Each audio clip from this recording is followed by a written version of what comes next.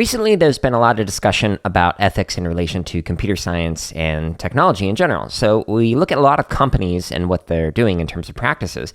We see a lot of them engaging in practices that might harm their users or might sell their information as data in ways that are not known to the users, or maybe engage in practices that might harm groups or individuals through censorship or whatever. This has raised a lot of questions within the field of computer science education about, well, when and where should we discuss ethics, or should we at all? So for example, in episode 177, titled Racial Justice Amidst the Dangers of Computing Creep, a dialogue, the authors talk about how, although there might be some ethics put into place or encouraged through computer science programs, it doesn't necessarily mean that the people who take those classes are going to follow them. So for example, speed limits are required by law for you to adhere to them, but it does not mean that people are going severely over the speed limits and getting arrested for it or getting tickets. Same thing applies for ethics in computer science education. Just because we teach an ethics class, it does not mean that people are going to follow them and are not going to instead follow what is best for the shareholders at their corporations or companies. But if you think that ethics should be taught, when should it be taught, how should it be taught, and what are the perspectives of the students who take those classes?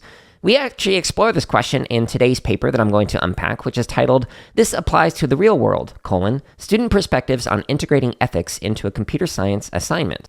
So it's written by Julie Jarzemsky, Joshua Paup, and Casey Fiesler. Apologies if I mispronounced any names. And here's the abstract for this paper. Quote, there is a growing movement in undergraduate computer science, CS, programs to embed ethics across CS classes rather than relying solely on standalone ethics courses. One strategy is creating assignments that encourage students to reflect on ethical issues inherent to the code they write. Building off prior work that has surveyed students, after doing such assignments in class, we conducted focus groups with students who reviewed a new introductory ethics-based CS assignment. In this experience report, we present a case study describing a process of describing an ethics-based assignment and proposing the assignment to students for feedback. Participants in our focus groups not only shared feedback on the assignment, but also on the integration of ethics into coding assignments in general, revealing the benefits and challenges of this work from a student perspective. We also generated novel ethics-oriented assignment concepts alongside students, deriving from tech controversies that participants felt most affected by.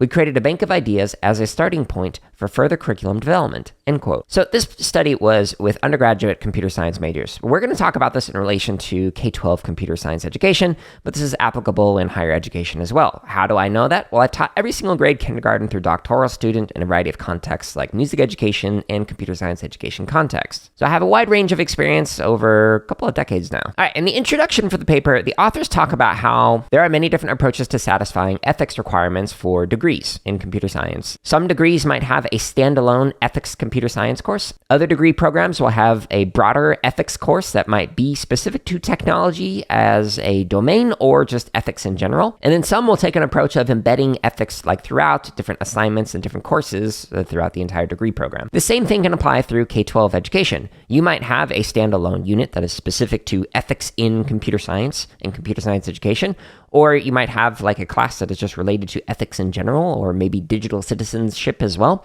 or maybe even embed these ideas like throughout the course or semester or units, etc. Now, a lot of these ethics classes kind of have a top-down approach where it is like the instructor who is instilling some form of ethics onto the students. But what are the student perspectives on these classes and the assignments and whatnot? So the authors unpack this a little bit in this paper. The second section of this paper is titled Creating the Assignment. So the authors note that many undergraduate classes will have students work on an assignment like detecting hate speech.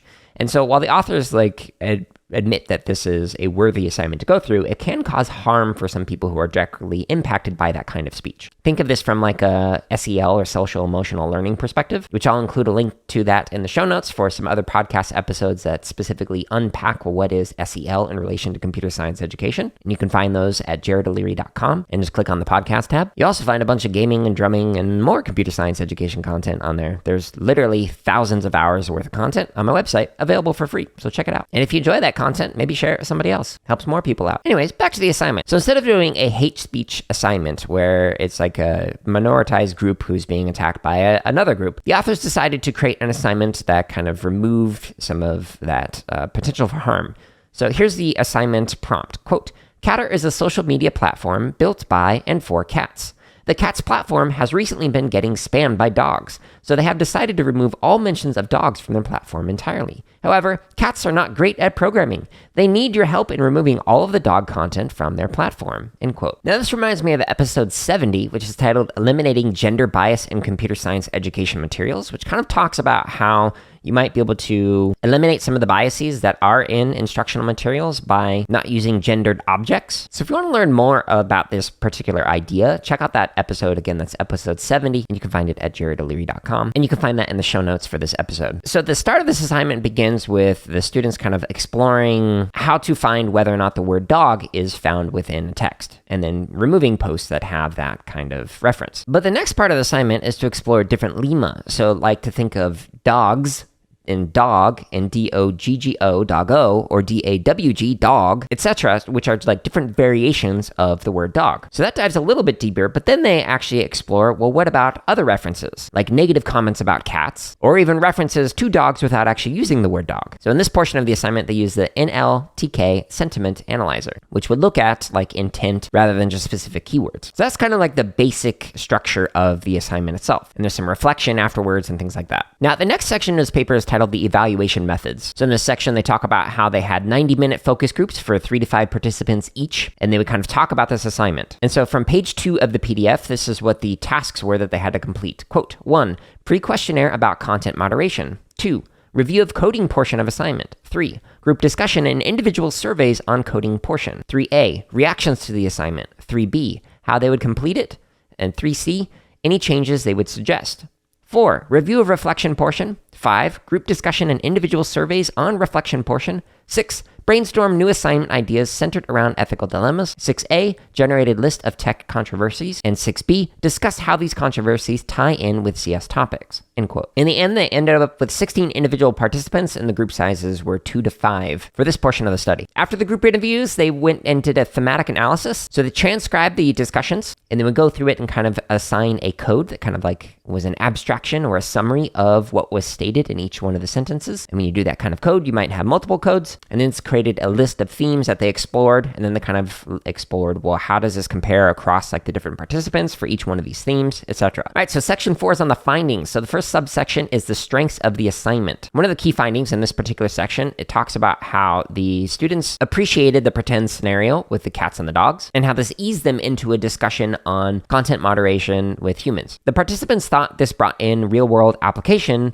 of computer science concepts, practices, etc., that were relevant to the students taking this class, which is really important. I mean, if we think about it, a lot of the assignments that we might engage in computer science class might be relevant to the domain of computer science, but if it's not relevant to the students taking it, it might go in one ear and then out the other ear. I mean, I had so many projects in other classes where when I engaged in them, it was like relevant to that domain and interesting in a way, but like I wasn't going to use it in the real world. So down the road, I've completely forgotten what I learned, which if you want to get a deeper dive into that understanding, which is often described as situated language or situated learning, check out the podcast episode titled Situated Language and Learning with Brian Brown. This is episode 53. It's a fantastic episode that unpacks this concept of situated learning and how you might use it in classroom contexts. All right, so section 4.2 is on suggestions for improving the assignment. Now, I'm really glad that the authors actually did this, where they were asking people, hey, how could we improve this assignment? It's fantastic. It's something that you can actually do with students. And you might even design this assignment with students in advance rather than coming into it with, here's exactly what we're going to do.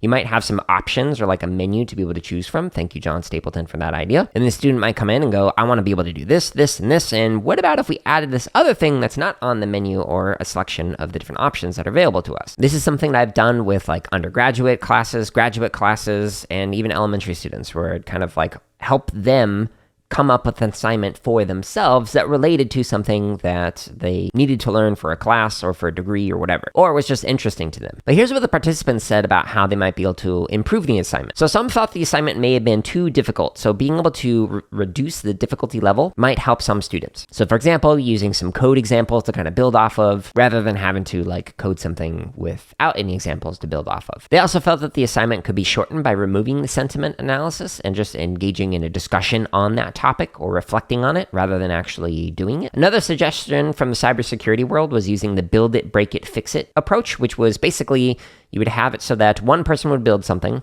another person in the group might like go and try and break it and then try and fix it. So it kind of creates this cycle of creating something and then trying to break that thing and then trying to fix the thing that was broken with it. So trying to find vulnerabilities with like the algorithm or whatever. What was interesting about these discussions is the authors note on page 3 that, quote, "We observed from our analysis the discussion was heavily biased toward the negative effects of content moderation with little discussion of cases where it could be beneficial," end quote. That's a really interesting finding for this particular study. For myself, on assignments like these, whenever there was like many different perspectives or angles that we could look at it, I would treat it as like a gem with many facets, and you could look at it from different angles and go, well, what would the perspective be from this perspective? What would it be from this other perspective and another perspective? And I try and like pose some questions that would get students to think of these different perspectives. Even if I like wholeheartedly disagreed with the question that I was asking, it was beneficial to kind of go through those questions and think of how you might respond to somebody who has an alternative understanding of an idea, or whether or not something is or is not considered ethical, etc. So I'd recommend, if you are going to engage in like these kind of assignments, make sure that there's not like a right and wrong way to think of this, but think of like the gray area in between with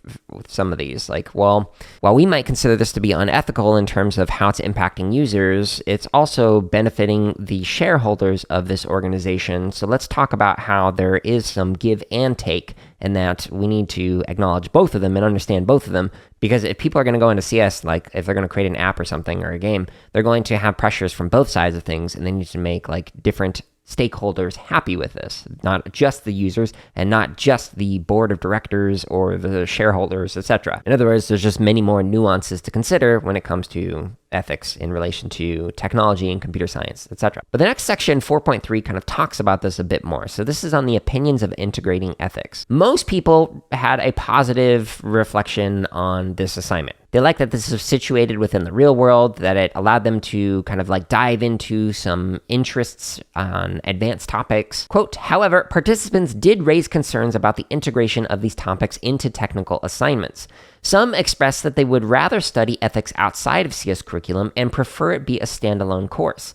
If I am expecting and wanting a class to be technical in nature, I would likely be unhappy writing a paper since it is not what I signed up for," end quote. It's from page 4. Now, this brings up a really interesting idea. I've talked about this in other episodes on curricula, like in episode 125, Images of Curriculum, and episode 126, Contemporary Venues of Curriculum Inquiry. I talk about how there are many different ways of thinking of a curriculum or a degree in terms of what is the purpose or the vision for that. Which, speaking of, check out episode 20, CS for What? Diverse Visions of Computer Science Education and Practice, for a more nuanced discussion on that idea. But if I were to like really take a reductionist approach and like kind of create two categories, some people might go into a computer science class and they might think of just the technical. I'm going to learn how to code and that's it. Other people might go to it for a more broader understanding. Like, I'm going to learn about not only just how to program, but the impacts of computing. We're going to talk about the ethics, the history of it, etc., etc. Now, obviously, in that hypothetical, there's a lot of gray area in between and many other different ways of thinking of this. But for the sake of the argument, think of it as these two separate camps, basically, to make this a little bit easier to understand. Now, to make this a little less personal in terms of like it's tied to computer science, let's talk about this in relation to music, which, again, my background's in music education, studied percussion, etc. So if I went into a percussion lesson and I wanted to learn how to play the marimba, which is like a large xylophone, you play it with like 2 to 4 mallets, and you can make some really interesting, beautiful, spooky, whatever kind of music that you like. If I went into those marimba lessons, I personally would be expecting to learn the technicalities, some ways that I can improve my musicianship, and learn some specific pieces that I can perform in like a recital or something like that. That is the first category where you're going into it expecting to learn essentially the algorithms. You're going to learn how to create music or create with code. But if instead I went into those lessons and they talked about how there's a rosewood shortage, which is a type of wood, and how that is impacting like whether or not there are marimbas available or other instruments that use that rosewood, and how this is creating some deforestation issues that are problematically impacting different climates and different environments or different locales. And I had to write an essay about how that impact relates to myself wanting to get better at marimba. But we also learned like a piece or two and learned some technical related things within that particular set of lessons. That might be more of the broader conceptualizing of computer science.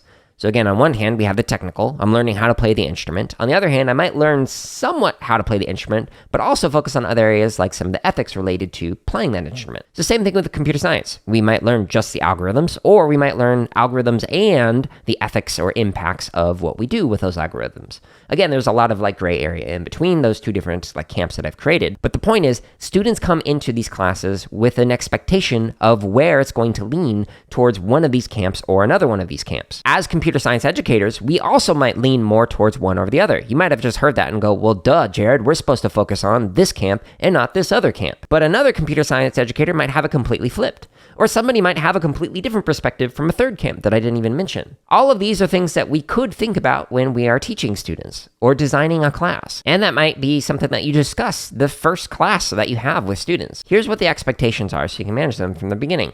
Do they expect to 100% only focus on learning how to write algorithms and not talking about the impacts of computing?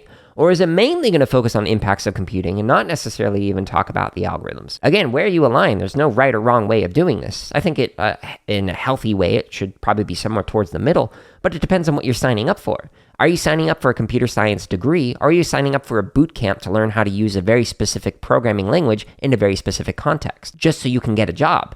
If that is your only goal, and you want to do it in a compressed period of time, then you might only learn the algorithms, the technical side of things. But if you want to learn broadly speaking, then maybe you'll get a full degree. So in other words, there's just many things to consider when kind of creating these different options. And thankfully, there are many different options for people to take. Again, I'm a huge fan of multi-perspectival education, so I think there's a lot of value in that. But that's just my opinion. And that's something that I value. Which, speaking of, some of the students in this study had mentioned that this approach or this kind of assignment might end up pushing a particular set of values that may or may not align with the students. Like, what if some students are in favor of content moderation and other students are not? Depending on how you design the assignment, it might make it so that it says there is a right or wrong way to approach this, which might be received differently depending on the camp that the student is in. If they align with the design of the assignment, cool, they might like it. But if they don't align with it, then they might feel like they are being attacked. So that's yet another thing to consider whenever designing any kind of assignment. What are the values that are embedded within the assignment? Or what kind of questions might be raised and different perspectives might be explored through the assignment? If there are many questions and many perspectives, then it might come across less of as a form of colonization and more of an exploration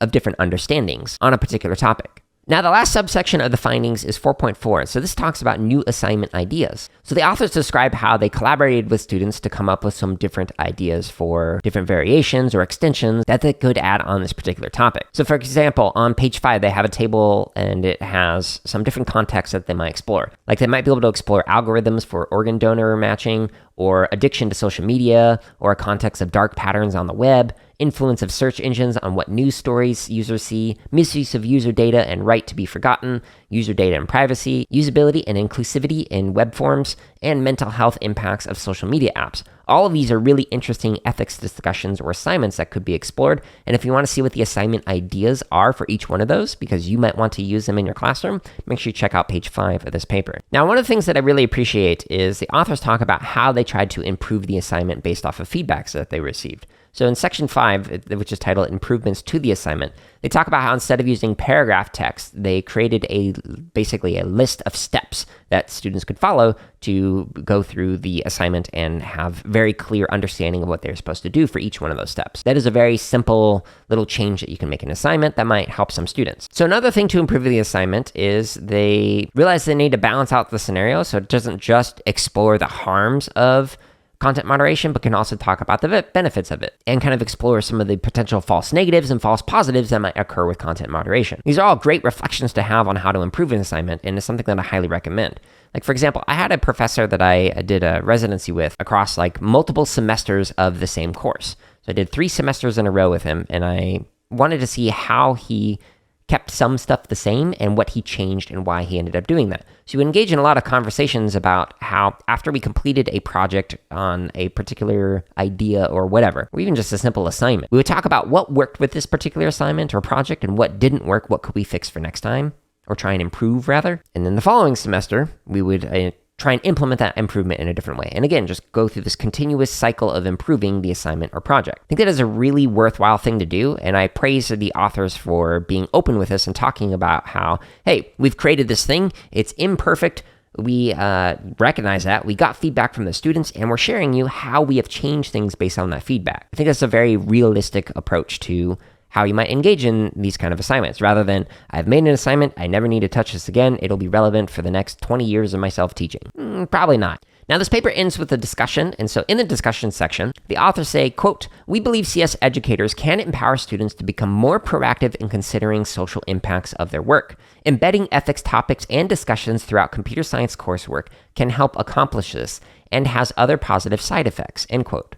That's from page 5. Now, I totally agree. I think it's very important to engage in ethics and to embed it not just as a standalone one-off thing, but you can embed it throughout different assignments, throughout a degree program, or throughout K-12 tenure, etc. The more you do it, the more commonplace it's going to become. So, for example, in undergraduate courses that I used to design and facilitate at Arizona State University, one of the things that we intentionally did in the design of things was to make a class that was a standalone class that was specific to how to use technology in music education. But we had it so that all of the classes, like the art of teaching voice or the art of teaching instrumental musicianship, etc., all of those classes took the ideas that were introduced in the digital technology class, or the hybrid class, and they applied it into it. So they would keep coming back to the same ideas of how to record, how to manipulate sound, how to remix, etc., in all of their classes that they took after it.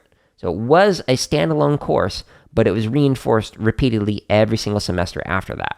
That, I think, is an extremely important and easy way that you can introduce ethics into a degree program or into a class, is like having a unit on ethics and then keep calling back to that. Every single time you do an assignment, think about this in terms of ethics. Hey, you just created a program. Great. What other perspectives might be harmed by that program that you created or might benefit from that program? Let's talk about the ethics of the thing that you created. That is in alignment with a lot of the CSTA standards in terms of getting like diverse perspectives on a product or a program or whatever. And it's just like, beneficial in general for accessibility issues, SEL issues, etc. So I highly recommend engaging in it in that way, but you might have it as a standalone class or as a unit, etc. Any of that is better than none of that. And it really depends on so many contexts, like how often do you see your students? What are the classes typically designed as? Are they around units? Are they around projects? Are they around assignments, etc.? There are many ways to do education, so figure out a way that works best for you and the classes and students that you work with. Now, when you engage in those assignments, just make sure that you talk about how there are many perspectives to this and try and bring them in as much as possible, because some students may not have experienced the harm that others have when it comes to impacts of computing. So again, exploring multiple perspectives is extremely beneficial in the long run. Here's a quote from page 6. Quote, "When speculating about ethics in the classroom, students and instructors may fail to consider perspectives outside of their own. As an instructor in their study said, people tend to lean on their own experiences pretty heavily in speculation and don't, unless they are very carefully prompted, consider broader context. Including reflection is an opportunity to carefully prompt students to consider other perspectives," end quote. That's from page 6. I agree, and a reflection can help, but also engaging in a variety of questioning techniques, which I've done multiple podcast episodes that talk about questioning techniques that you can use in computer science education. So check out the show notes for some of those episodes. For example, episode 12, which was talking about computer science, better questions, better discussions. Another thing that authors mention in the discussion section is that it's important to talk about this transition from theoretical to a real-world application.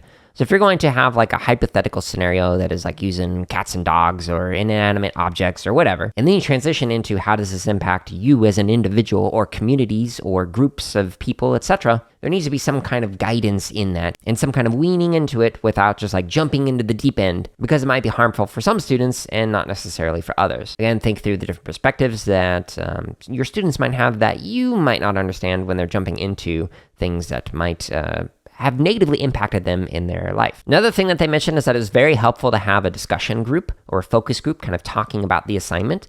This is something that you can do before doing an assignment. You can also do it during an assignment. Like I mentioned, I kind of co-design assignments with students across kindergarten through graduate students, or you can do it as a post-assignment reflections. Hey, we've finished this thing. Next year, when we do a similar assignment with other students, what might you recommend that we change or add or really emphasize, etc.? These are all things that you can do. Like the very first person that I did student teaching with, there's at an elementary school once we were doing elementary general music and band.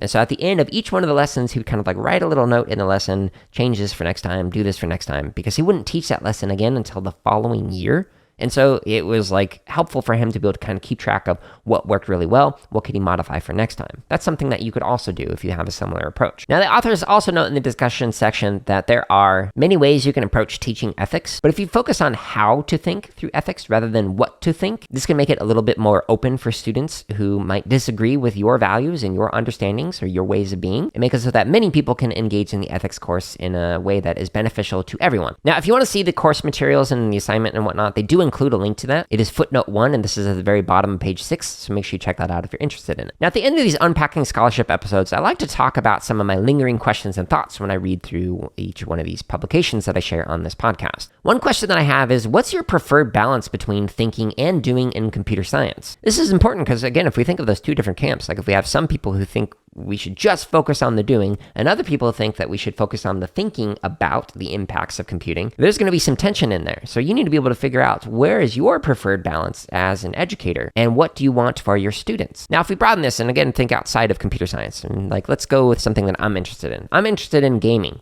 If we spent a lot of time talking about gaming strategies and not actually playing video games, I wouldn't really be as interested in that.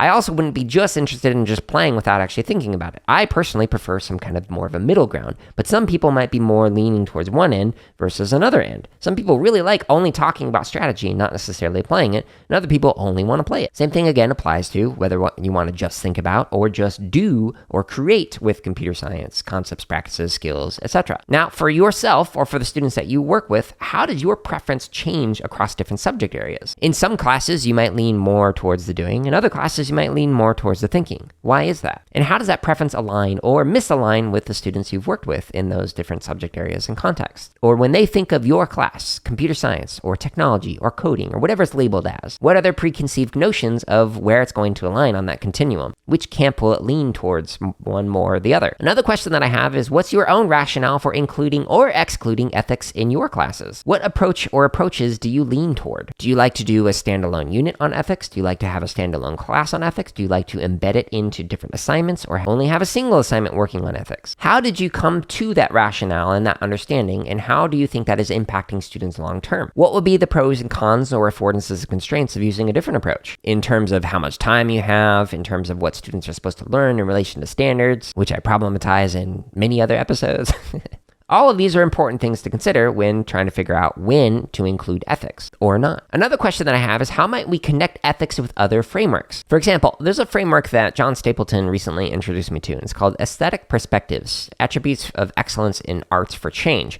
And so these perspectives include things like disruption, commitment, communal meaning, cultural integrity, risk-taking, emotional experience, sensory experience, openness, coherence, resourcefulness, and stickiness. Each of these are kind of unpacked in a link that I include in the show notes that I highly recommend taking a look at. But if you were to approach some of these different aesthetic perspectives and use that as a lens for looking at ethics in computer science, what might be gained from that? What about some other different frameworks or perspectives might we apply with ethics that may or may not exist within computer science in the field? There are many ways to do ethics or to think through ethics, so try and find inspiration from different sources outside of and within the field of computer science education. Some of the ways that I used to teach drumline were inspired by what I learned from martial arts, or from sports psychology, or from neuroscience, etc. There are many ways of thinking and doing that can have a profound impact on teaching and learning, so I highly recommend exploring them. If you've got a topic or an idea that would be interesting to explore, feel free to leave a comment on the YouTube video for this episode or any of the other episodes. I do read all the comments and I try to respond to them all. So I'm happy to unpack papers that you might recommend or some ideas that could be explored. I do have a long list of papers to go through, and I'm also happy to talk through some different guests who might be able to come on the show. I've been doing a lot less guest interviews lately because I've been focusing on refining these Unpacking Scholarship episodes because of a huge project that I've got planned over this next coming year. So all these have kind of been preparing for that, but I'm more than happy to interview anybody on the show. I just haven't actively reached out to any guests in quite some time. I hope you enjoyed these solo episodes. I've been refining them over the past couple of months and will continue to do so because I like to iterate on things and try and improve them. But if you enjoyed this, leave a like on YouTube or leave a review on whatever podcast app you're listening to this on, and please just consider sharing it with somebody else. It's the biggest compliment you can give. But thank you sincerely for listening to this episode and the 100 and some odd episodes that are before this one. Stay tuned for another episode next week. Until then, I hope you're all staying safe and are having a wonderful week.